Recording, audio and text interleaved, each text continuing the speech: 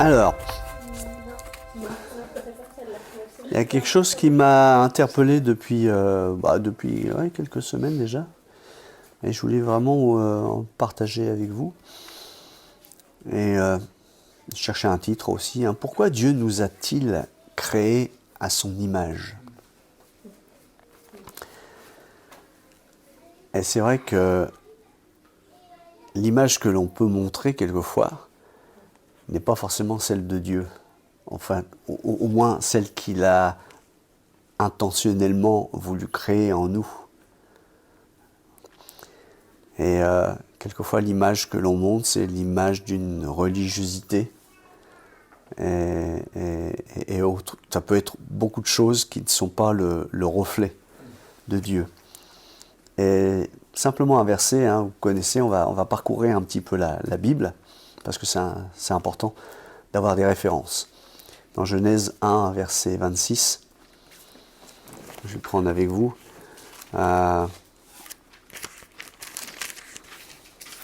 Il est dit, puis Dieu dit, faisons l'homme à notre image, à notre ressemblance.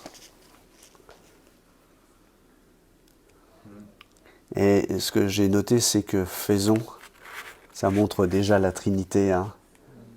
Dieu n'aurait pas pu dire faisons s'il était seul. Bien sûr que c'est Dieu, mais ils sont trois en un. C'est encore très incompréhensible pour nous. Mais Père, Fils et Saint-Esprit, faisons l'homme à notre image.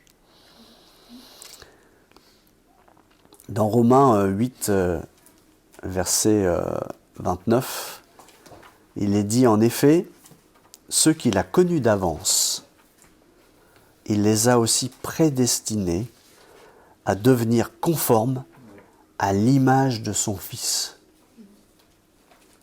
afin que celui-ci soit le premier-né d'un grand nombre de frères. Waouh, ça c'est fort. Donc nous, en tant que chrétiens, on doit être l'image de notre frère, Jésus. C'est fort quand même. Et cette image, bien sûr, elle a été faussée. J'en parlais un petit peu avec Cass ce matin, elle a été détruite. Et la création, les plantes que Dieu a créées, ne sont pas l'image de Dieu. C'est une création. On ne va pas dire même s'il y a des singes qui peuvent être, parce que les animaux ont tous des yeux, une bouche, des mains. Même les lézards ont des mains avec des doigts. Mais ils ne sont en aucun cas l'image que Dieu a voulu créer. Enfin, son image. Et l'image de Dieu, en fait, nous sommes des esprits. Nous sommes esprits. Nous sommes immortels. Même ceux qui ne croient pas en Dieu sont immortels. Et nous serons après notre mort. On a une conscience du bien et du mal. Et tous, que nous soyons chrétiens ou non, nous avons une partie de son image. Et souvent, cette image est très imparfaite.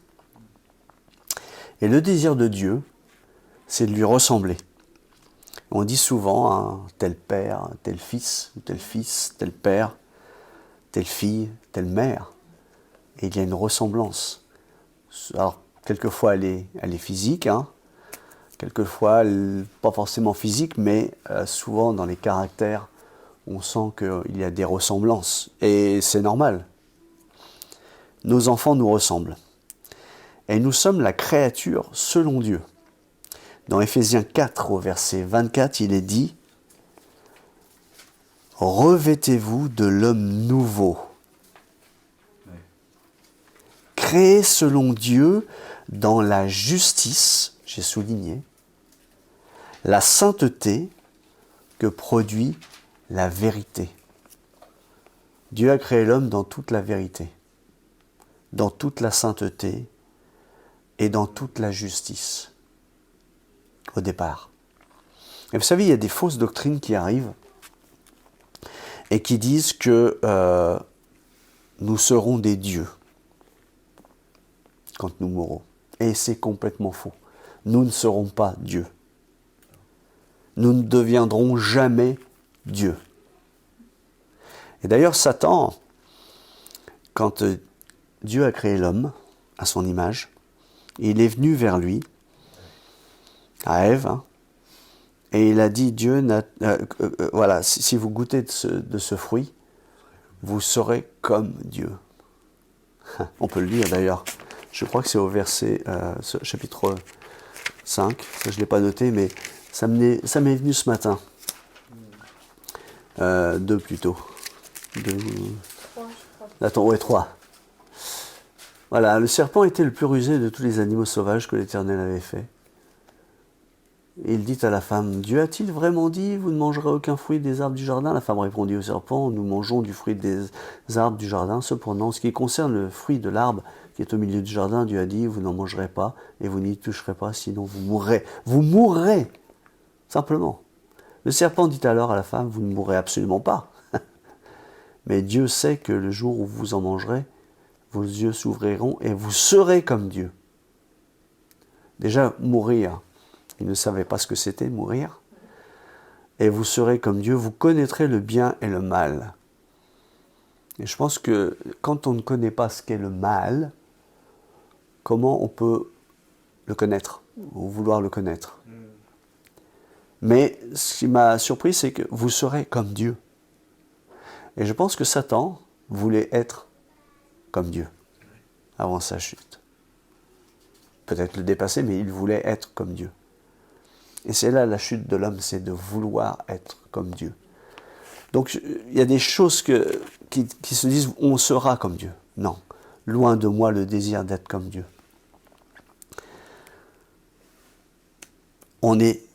Nous sommes divins, mais non Dieu. Dieu ne veut pas d'autre Dieu, mais il désire que nous prenions ses valeurs, ses attitudes et son caractère. Et donc dans Éphésiens 4, 23, il est dit « Revêtons-nous de cette nouvelle nature. Laissez-vous renouveler par l'esprit de votre intelligence. » Dans votre intelligence. Laissez-vous renouveler par l'esprit dans votre intelligence, par l'esprit.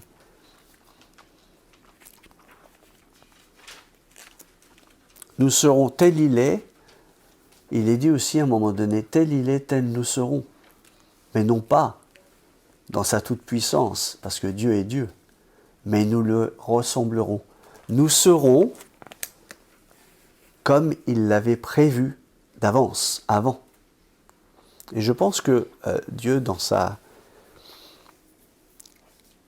son plan, avait voulu créer l'homme pour qu'il puisse croître en esprit, en vérité, et en connaissance avec son caractère, avec son image.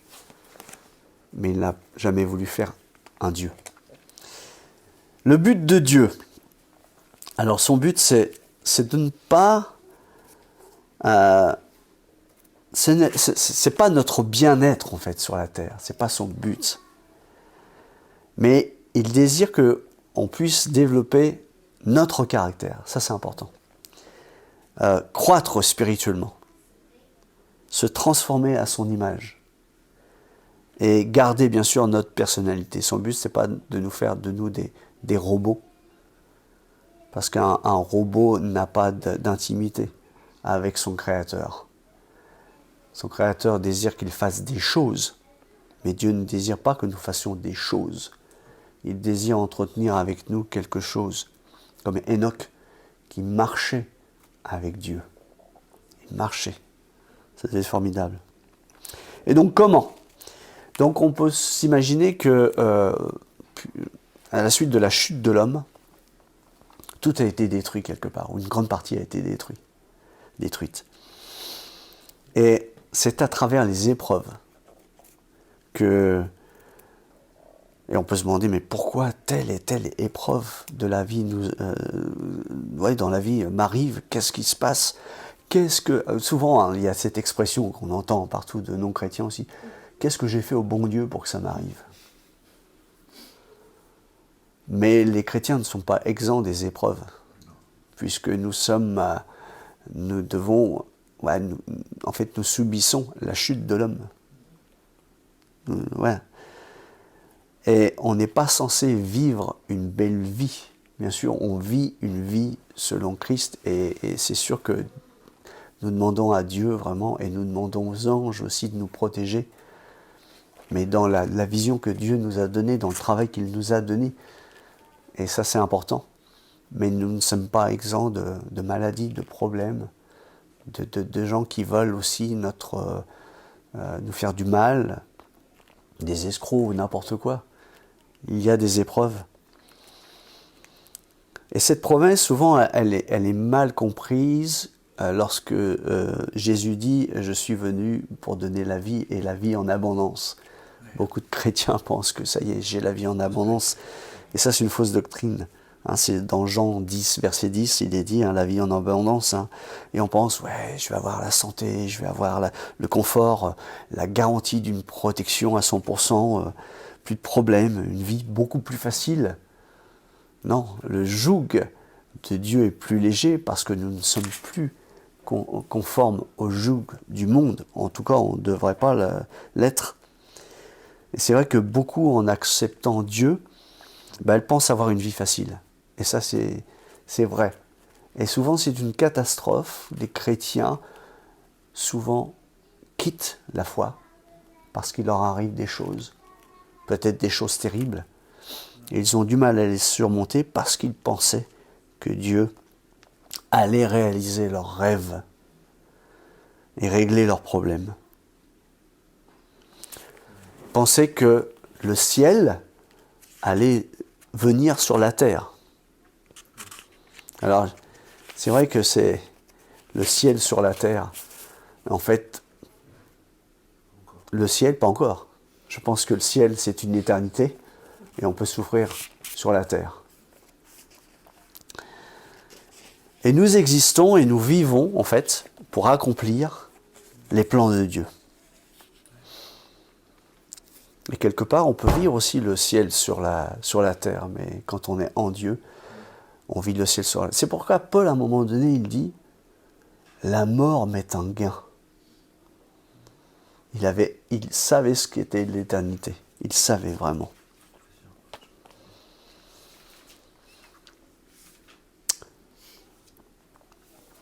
Les difficultés ne disparaissent pas. Et en fait, elles ont pour but de forger notre caractère pour le ciel. Pour le ciel. Et si Jésus a eu des difficultés sur les chemins qu'il a parcourus, alors quels sont ces chemins? Eh bien, quand il a proclamé son message, il a eu des difficultés. On a voulu le tuer, on a voulu le lapider, il a été obligé de se sauver à un moment donné. Dans sa formation avec les disciples qu'il a voulu former, waouh, c'était pas une mince affaire. Souvent, il est obligé d'intervenir. Et vous ne comprenez rien. C'est fâché. Et bien sûr, on parle souvent de la passion de Christ, c'est-à-dire sa passion jusqu'à la croix et jusqu'à la mort. Il a souffert. Donc, est-ce qu'on pense en tant que chrétien qu'on doit être exempt de tout ça? Mais Seigneur, si tu as souffert, moi aussi je dois souffrir. Mais tes souffrances, les souffrances de ce monde sont peu de choses avec l'éternité. Et quand on a bien compris ces choses, alors on est paré. Parce que déjà, on souffre moins comme ceux qui souffrent et qui n'ont pas Christ dans leur vie.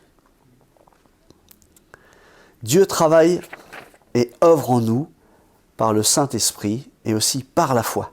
Dans Corinthiens 3, verset 18. 2 Corinthiens 3, verset 18. On va le lire ensemble. Et nous tous, qui, le visage découvert, contemplons, comme dans un miroir, la gloire du Seigneur. Waouh, c'est incroyable, on peut se regarder dans un miroir et on contemple la gloire du Seigneur, de ce qu'il a fait, de ce qu'il nous a changé. Nous sommes transformés en son image, dans une gloire dont l'éclat ne cesse de grandir. Donc en tant que chrétien, en tant que né de nouveau d'abord, en tant que converti, il y a une conversion, hein. Oui, s'il voit les pleurs. L'éclat ne cesse de grandir, ouais. C'est là l'œuvre du Seigneur, c'est-à-dire de l'Esprit.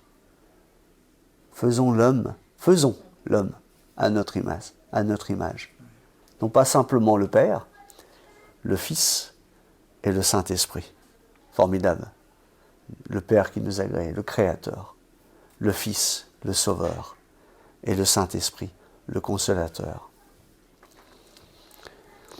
Donc, on ne peut pas se transformer soi-même par nos propres forces. On peut avoir, vous connaissez les intentions, hein, chaque année, hein, les intentions des gens. Voilà, il faut que j'arrête de fumer, il faut que j'arrête de dire ceci, il faut que j'arrête d'être colérique, etc. Ça peut durer quelques mois, mais on ne peut pas, avec notre propre volonté, notre propre force, nous transformer. Sinon, on n'aurait pas besoin de Dieu. On n'aurait pas besoin de son esprit.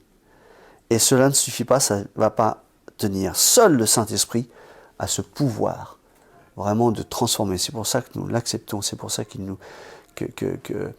les disciples ont eu besoin du Saint-Esprit. Je serai avec vous tous les jours, jusqu'à la fin du monde. Jésus est auprès du Père, il intercède pour nous, et le Saint-Esprit est à l'œuvre ici, avant que Jésus-Christ ne revienne. Dans Philippiens 2, verset 13. Car c'est Dieu lui-même qui agit en vous pour produire à la fois le vouloir et le faire. Le vouloir et le faire. C'est pas moi qui veux, c'est pas moi qui fais. C'est le Saint-Esprit qui agit en vous. C'est Dieu lui-même qui agit en vous pour produire à la fois le vouloir et le faire conformément à son projet plein d'amour. Ce n'est pas notre projet, ce n'est pas nos projets, c'est le projet de Dieu. Philippiens 2, verset 13. Et c'est vrai que ce que nous voyons souvent, hein, autour de nous, ce sont quelquefois des manifestations visibles, et quelquefois elles sont exubérantes. Elles sont émotionnelles. Et souvent sont manifestées par des désirs de la chair et non de l'esprit. Et des fois, ça me trouble. J'ai récemment vu une vidéo d'une chrétienne qui mettait... Et je me dis, non, ça c'est pas du Saint-Esprit. C'est la manifestation des humains. Et alors que le Saint-Esprit, bien souvent, il travaille d'une façon douce. Et c'est pour ça que Jésus a reçu le Saint-Esprit. Et c'était comme une colombe. Et quelquefois c'est puissant, mais c'est tout le temps comme une colombe. Souvent. Est-ce que l'image de Dieu se trouve dans l'agitation perpétuelle, dans des cris, dans des contorsions quelquefois qu'on peut voir, ou des manifestations? Je pense que Dieu, il agit quand Paul a été visité par Jésus. Pourquoi me persécutes-tu? Il s'est mis à genoux, il a été écroulé. Et souvent on voit des choses, on dit mais c'est pas possible, c'est pas de Dieu ça. Autre chose aussi, c'est que la démonstration de notre ressemblance à Christ se fait par nos choix aussi. Et elle se manifeste par notre bouche. Et l'Esprit de Dieu, ou sa puissance se manifeste, quand actuellement nous faisons un pas de foi. Et ça, Yann nous l'avait partagé. Dieu se manifeste quand nous prenons un pas de foi. Quand il n'y a pas de pas de foi, il n'y a pas de manifestation. Et partout, dans la Bible, dans l'Ancien Testament, il est parlé de Josué aussi, a obéi devant un obstacle difficile. Il fallait qu'il obéisse. Même Samson, à la fin de sa vie. Samson, il était enchaîné. Il a demandé à un jeune homme, là, eh bien, tu me mets entre deux colonnes. Il y avait un acte de foi. Et à ce moment-là, Dieu l'a rempli une nouvelle fois de sa force. Et il dit, Truzy, le nombre des Philistins était supérieur avec tous ceux qu'il avait tués. Et on peut voir des exemples. Il doit y avoir un pas de foi à chaque fois, une déclaration. Et c'est vrai que bien souvent, chez beaucoup, on attend d'être fort spirituellement. C'est l'orgueil, ça. On attend d'être bien. On attend d'être prêt. On attend oh, il faut que j'y vois un peu plus clair dans ma vie pour faire ce pas de foi. Alors que c'est faux. C'est quand je suis faible, la parole de Dieu dit, c'est quand je suis faible que je suis fort, ou qu'il est fort, et qu'il agit en moi. C'est toujours comme ça. Et on a tous des craintes, bien sûr, mais on doit avancer par la foi, et pas attendre. Hein. J'ai des trucs à régler d'abord. Et il y en a qui sont venus vers Jésus. Seigneur, je veux te suivre, mais attends, j'ai des trucs à régler d'abord dans ma vie. J'ai un père qui commence à vieillir, là, il faut que je règle ses affaires, je dois l'enterrer. Il doit mourir d'abord, et après j'aurai le temps. Attends, Seigneur, là, je suis très occupé. Regarde ma vie professionnelle. Je pense qu'à la retraite, je serai plus libre. C'est faux, parce qu'à la retraite, en général, on est beaucoup plus occupé, et le temps passe beaucoup plus vite. Donc, souvent, on attend, mais non, Dieu attend qu'il y ait un pas de foi. Rempli du Saint-Esprit, on peut parler. Et il est dit aussi dans la parole, au moment où vous ouvrirez votre bouche, je la remplirai. Il y a une chose qui m'a un peu troublé dans le film, dans le film Jésus, là, enfin comment ça s'appelle les épisodes, The Chosen. Je pense qu'il montrait à un moment donné Jésus qui se préparait pour écrire des sermons, il récitait des choses comme ça. Je pense que quand Jésus dit à ses disciples, ne vous inquiétez pas lorsque vous serez en jugement ou ne vous inquiétez pas de ce que vous direz lorsque vous ouvrirez votre bouche. Voilà, le Saint-Esprit parlera. C'est l'œuvre. Et je pense que quand Jésus était rempli du Saint-Esprit, il ouvrait sa bouche. Il était rempli du Saint-Esprit. Il n'avait pas besoin de préparation avant. Rempli du Saint-Esprit, nous pouvons parler.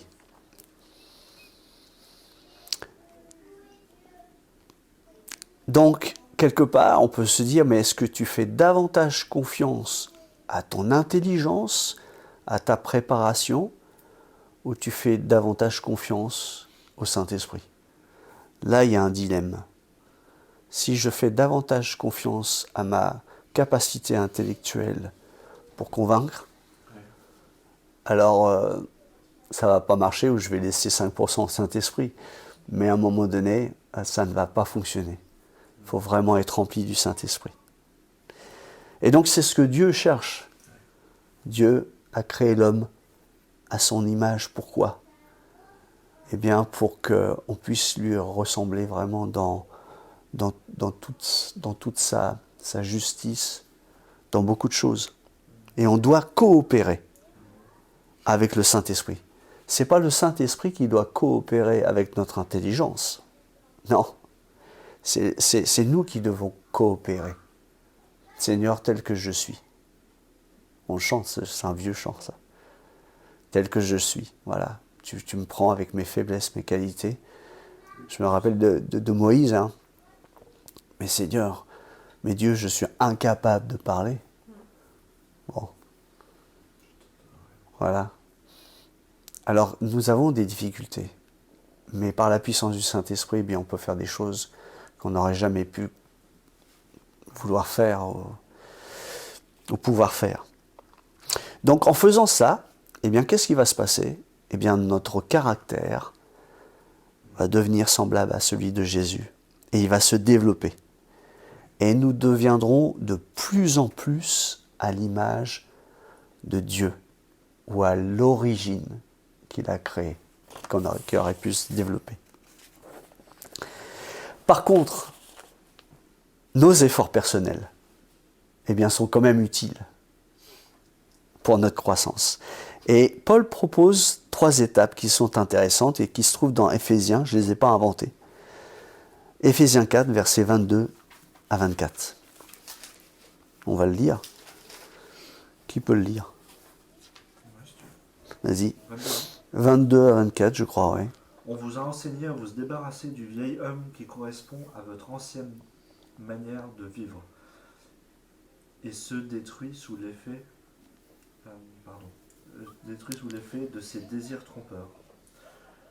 Vous laissez renouveler par l'esprit dans votre intelligence et vous revêtir de l'homme nouveau créé selon Dieu dans la justice et la sainteté que produit la vérité. Voilà. Donc la première chose, c'est d'abandonner nos mauvais comportements. Donc c'est un choix. Et ça, c'est pas le Saint-Esprit qui va le faire pour nous, ni Dieu. C'est un choix. Ensuite, changer notre façon de penser. Je ne sais pas quelle version tu avais, mais c'est pas la même. Laisser renouveler par l'esprit. Voilà, c'est ça, ouais. Changer notre façon de penser. Et la troisième chose, c'est revêtir le caractère de Christ qui était à l'origine. Donc toutes ces 3 choses sont indispensables. Indispensables. Donc on doit grandir ensemble. Et c'est pour ça que Jésus a créé l'Église. On doit grandir ensemble afin de nous perfectionner dans l'amour et la communion fraternelle. Et on ne peut pas se couper du monde. Il y a des gens qui sont religieux, qui se coupent du monde. Ils pensent devenir beaucoup plus saints en se coupant du monde. Et il y a d'autres religions aussi qui montrent ça. Se couper du monde. Mais non.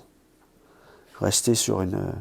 Ou alors ils peuvent se couper du monde aussi. Dans nos assemblées, on voit, se coupent du monde, se coupent de l'assemblée, se mettent sur des plateformes, ils sont au-dessus de tout le monde. Ou alors avoir des signes religieux aussi sur soi. C'est quelque part se couper du monde. J'ai des signes religieux. Et Jésus accusait ces pharisiens-là, voilà, des façons de prier aussi, qui priaient à haute voix pour être reconnus, alors que le fond était pas bon.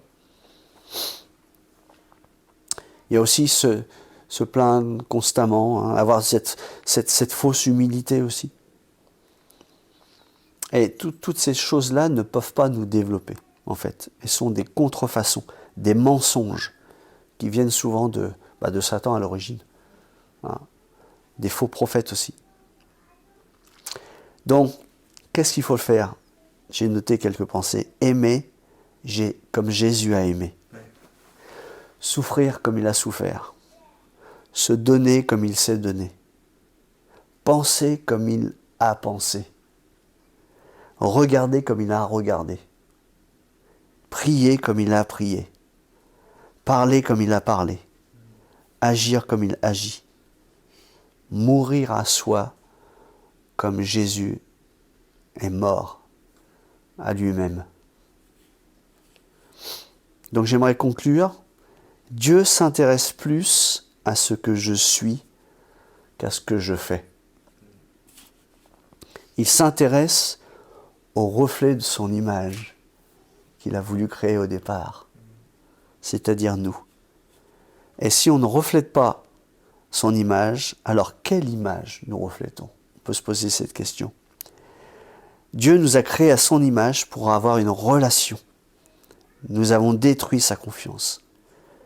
Mais il nous a rachetés à grand prix et tendu la main pour recréer cette relation. Et par là que nous puissions retrouver sa nature, le fruit de l'esprit aussi, qui est la nature de Dieu, de Jésus et du Saint-Esprit.